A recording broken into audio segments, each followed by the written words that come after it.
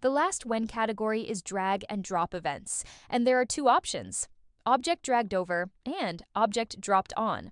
Object dragged over means the learner has clicked or touched an object and is moving it across the slide, but hasn't released it yet.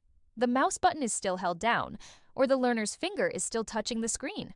Object dropped on happens when the learner releases the mouse button or lifts their finger. That's when the drop action completes. For example, imagine an activity where learners are packing items into shipping boxes of different sizes.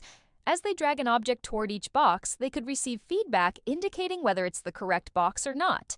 Once they drop it on the right box, a trigger could change that box's state from open to sealed, showing it's packed and ready for shipment. When you're programming a drag and drop trigger, you'll need to identify both the item being dragged and the target object it's being dropped on. Storyline needs that relationship defined before the trigger can work correctly. If your object dropped on trigger doesn't seem to work, double-check that both the draggable item and the drop target are assigned correctly. It's easy to mix up objects during setup,